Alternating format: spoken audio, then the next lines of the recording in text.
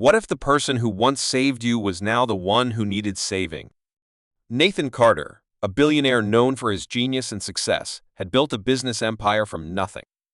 But before the wealth, before the fame, he was just a struggling college student barely making ends meet.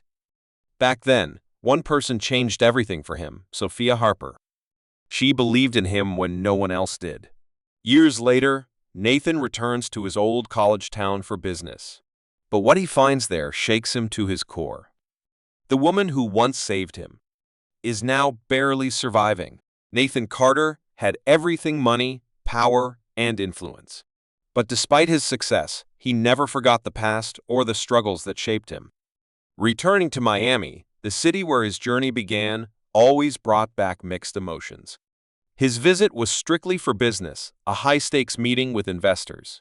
Yet, as he drove through the familiar streets, memories from his college years came rushing back. Miami was where he fought to make something of himself. It was where he met Sophia Harper, the smartest and kindest person in their class. She had helped him when he had nothing, believing in him when he couldn't believe in himself. That night, Nathan landed late. Exhausted, he skipped his usual luxury penthouse and booked a simple hotel. He wanted a reminder of where he came from. But he had no idea that the very next day, he would come face to face with his past. Nathan checked into the small hotel, a far cry from the five-star suites he was used to. The room was simple, clean, and quiet, just what he needed. He placed his suitcase by the bed, already thinking about the big meeting tomorrow. But no matter how much he tried to focus, his mind kept drifting back to Sophia Harper. She was more than just a brilliant student. She was the reason he made it through college. When he couldn't afford textbooks, she lent him hers. When he struggled with tuition, she helped cover the cost without asking for anything in return. She had been his friend, his lifeline. Nathan sat on the edge of the bed, staring at the city lights through the window. How had he lost touch with her? What had happened to the one person who had always believed in him? A small wave of guilt crept over him. Just as he was lost in thought, a soft knock on the door pulled him back to reality. "Room service." A cheerful voice called. Nathan barely looked up. "Come in," he said, flipping through his documents. The door opened. Then he heard a voice he hadn't heard in years. Nathan glanced up from his documents, expecting to see just another hotel employee. But the moment his eyes landed on her face, his entire world seemed to freeze. His heart pounded as recognition hit him like a wave. "Sophia Harper?" His voice barely came out, filled with disbelief. The waitress paused, her brow furrowing in confusion. "Yes, that's me. Do I know you?" Nathan stood up slowly, staring at her like he had seen a ghost. "It's me, Nathan Cole. From college." Sophia blinked, trying to place the name. Then her eyes widened as the memory clicked. "Wait, Nathan? The quiet guy who always sat in the back row? The one with the old leather backpack?" Nathan let out a short laugh, relieved that she remembered. "That's me." A smile broke across Sophia's face. "Wow. You've changed so much. I can't believe it's really you." Nathan was thrilled to see her again, but something felt off. Why was she here, working as a waitress? Sophia had been the smartest person in their class. She had a bright future ahead of her. "Sophia," he said softly, concern filling his voice. "What happened?"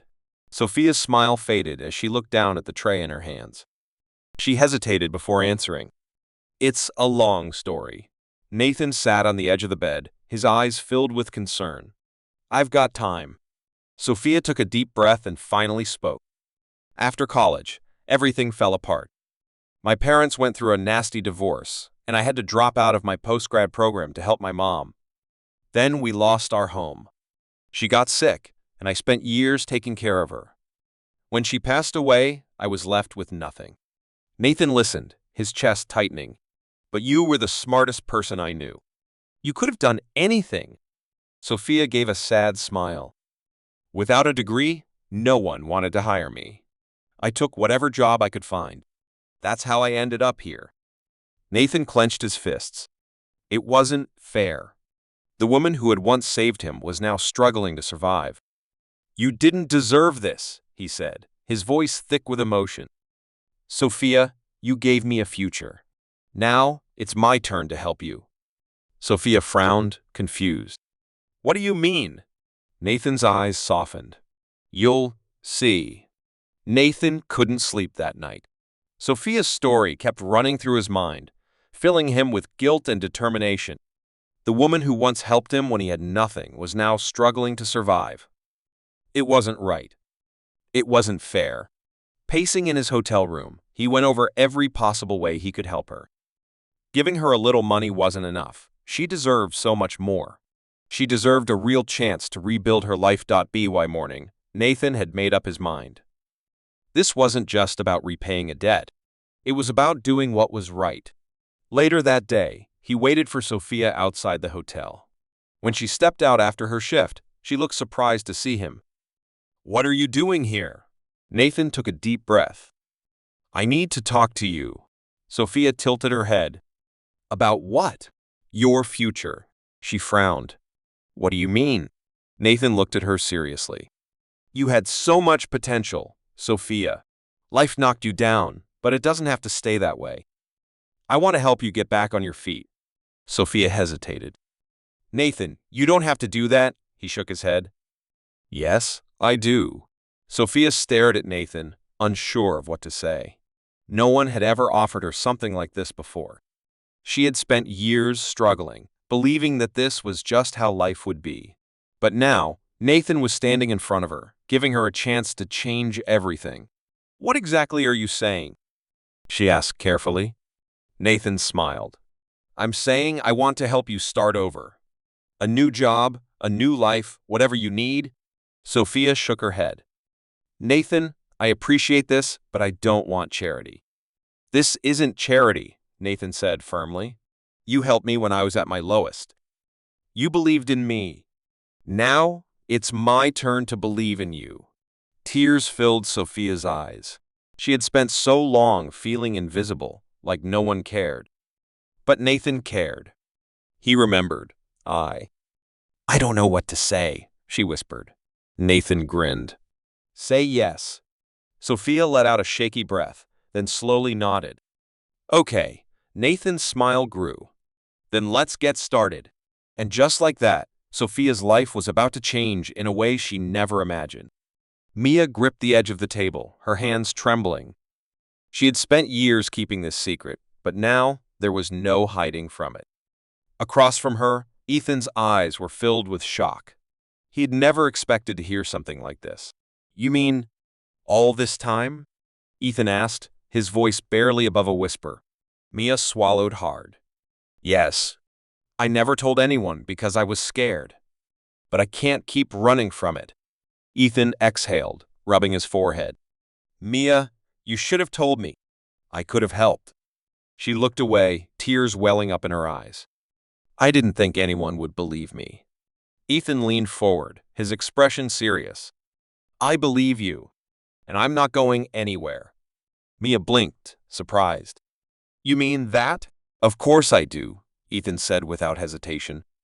We'll face this together. A tear slipped down Mia's cheek, but for the first time in years, she felt something different hope.